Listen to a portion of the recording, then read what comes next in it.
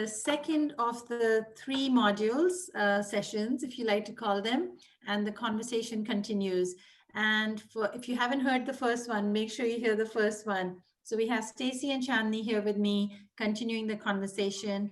And the second question is, what are you so passionate about in the field of early childhood that you think every teacher, every parent should know about this, and that you really think all children need this in their life? What is it? So for me, my three things would be physical development, language literacy, and child-led play. And just to kind of break those down, I'm super passionate about when we talk about physical development. I know we pay a lot of attention to fine motor skills because we need that for writing and keyboarding, but we have to pay attention to how we develop. And we've got to look at our gross motor skills because our core being developed creates the stability for the mobility of our limbs and, you know, and eventually our handwriting. So if we look at how we develop top down, middle out, our experiences like climbing and playing on the playground equipment and running around helps stabilize this core. And that's critical for children being able to sit in chairs when they go off to school, or even as an adult, just your functioning, you know, within the workplace, your body has to be fully developed. So I'm very passionate about that. And then with language and literacy, I think we need to respect how children develop their language skills. That starts the moment, actually before a child is born, but just starting to hear the sounds and the brain developing the ability to hear and produce sounds. That really is the core of eventually children reading and writing, but really looking at how we develop those phonological skills and how the writing composition starts with children just scribbling on blank paper and how that evolves into them, you know, telling a message.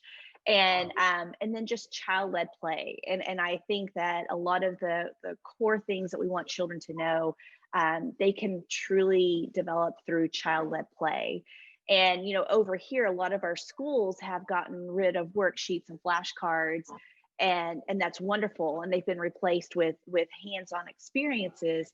But what I see happening is schools and organizations call these hands-on experiences play. And that really is a teacher-directed hands-on experience. And that's great. There's a time and place for it, but that should not replace child-led play. And child-led play is when it's of the child designs the play, children decide what happens within the play. If there's a conflict, they figure it out amongst themselves. But that really is what child-led play is. And I think that's one of the things that we're missing in early childhood. And I think we're seeing the effects of that as well, because when we look at things that we want children to have when they go off to elementary, middle school, high school, the workforce, you know, this autonomy, the self, you know, being able to self-regulate and self-initiate, we see that actually does develop when children are playing. So those are I would say my core things that I think that, you know, I recommend, you know, from a parent and educator standpoint to really pay attention to children having those experiences, but really developing those physical skills and those fundamental language skills as well. So that was amazing wisdom, so valuable. Yeah. And I think every child deserves it and needs it. You know, yeah, it's so true. Play, I think you mentioned about play and being child-led and child-directed.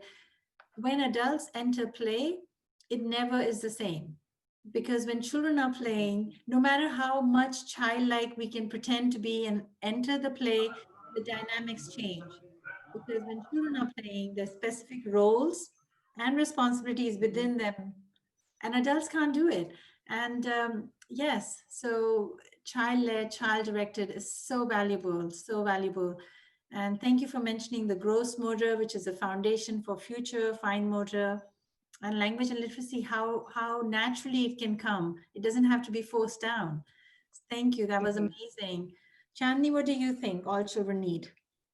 Okay, so what I am reading and what I am learning about these days is the sensory play.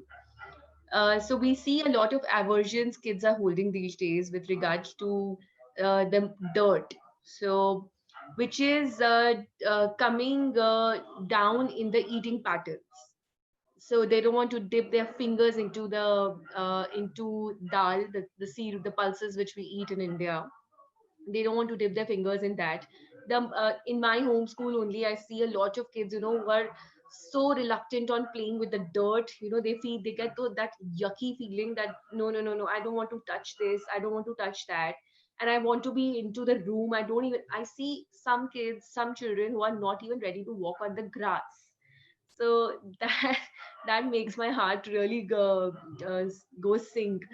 So I feel that I want to expand my knowledge and I want to expand my learning in this area, wherein and I want to set up, basically that's one of my aim also for the future, that I want to set up such rich sensory exposures in every school, in every to which is accessible, and this is easy. I mean, this is not something very tough, but you just need to be a little mindful with while the setting up.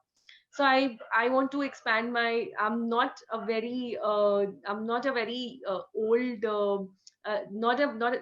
somebody who has learned a lot about a lot of things. I'm quite new. It's been only 5 years with my journey in early childhood education. So but then yeah, I want to expand my area here. I think you brought up something so key, sensory play. More than aversion, sensory play is needed for brain development, which leads Hmm. me to my passion areas that I feel every child's parents and educators should know about their brain. Because the more the adult understands about the brain research, the more the adult in a child's life understands about the importance of social emotional learning, the more they can give the child what they need to start life with. So you mentioned sensory, and research tells us, I'm sure you guys know this, but maybe there's somebody out there who doesn't know this.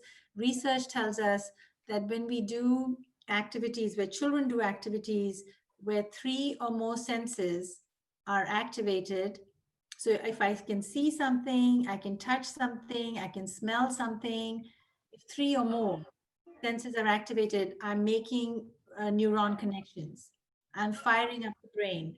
And we all know that when we fire up the neurons, that's when real learning happens, because there's somewhere for them to retain it, store it, remember it, and build on it. So I know we know the basic five senses. Do you guys know what the sixth sense might be? Tell us. Well, I think you know it. It's the vestibular. It's the sense of balance. And the sense of balance is between our ears, behind our eyes. So when naturally children want to do this, children want to hang upside down, children want to twirl, children want to spin. Let them do it. Children know what their body needs. So let them experience it, and let them take safe risk. Don't create environments where you're overprotected. Don't create environments where you're constantly telling them, be careful, don't do this, don't touch this. uh, we're creating unnecessary stress on them. So relax as a parent and an educator. Trust your children to take safe risk. Create environments where they can get excited through play and experience the play, and really learn how to be empathetic and compassionate and kind to each other. That's what I want all children to have. I want all children to grow up with self-esteem and self-confidence, but I also believe that every child has the potential to thrive. Every child comes on earth intelligent, capable human being. Every child has the capacity to thrive, but many don't. So it makes me think about the adult that child is with. If the adult is educated, they maybe can do more for the children. What do you guys feel? So I think what Prerna, you're I talking. think, Oh, sorry, please go ahead. Stacy, go ahead. No, no, no. You go ahead. You go ahead. Okay, so Prerna, in walled-off settings, we say it knocks off life. Until the child gets these knocks off lives, which are bruises and falling down and hitting and biting each other, the child won't learn the cause and effect relationship. Because when you're hurt, when you hurt yourself intentionally, then only you get to know that, yeah, this is a risky thing. I am not supposed to throw the stones because it hurts me. Mhm. So yeah, Stacy, please go ahead. Well, and actually, that goes along with what I was going to say too. Is when we look at encouraging children to take, like you were saying, the safe risk, you know, you have to think, we want to remove the hazard. Is there a hazard? Is there broken equipment that might actually hurt the child? Is there glass that, broken glass on the playground or whatever? What is the hazard that the child's not aware of that could harm the child? That's what we remove, but we want to encourage the risk. Can they climb a little bit higher? Yeah. Can they jump a little bit farther? Yes. When a child is stepping outside their comfort zone, that's the taking the risk. And kind of like Channing, what you were saying, Absolutely. it's a cause and effect. And if you do get hurt or you get a little scraped up, it does build that resiliency, but the child learns from that. And then the child kind of sets their own limits. But when we look into adulthood and what makes adults successful, it's not always the adult who had the highest IQ or graduated top of their class. You'll find it's the person who is not afraid of taking a risk, because they're not afraid of the failure. They're not afraid of the rejection, and they will get back up and try again, again, again. And that quality is learned on the playground and through play, and just things of, like I said, swinging higher and jumping off the swing. That's taking a risk and gaining that confidence. So it's remove the hazard, encourage the risk. And it's I just love it. so valuable and important. I love it. I think safety is the Beautiful. concern. So we're just being safe to keep the child safe. Remove the hazards, but allow the risk. I like that. Have you heard of the book called The Blessings of a Skinned Knee? The Have you? blessings of what? The book is called Blessings of a Skinned Knee. And that's exactly what it's talking about. The little hurts that we get, the little scrapes that we get. I hear that somebody's coming to say hi to you, Chandni. Yeah, I had to send him back again. I had to explain him and send him back again. Okay, okay. But children need us. So I think this is great.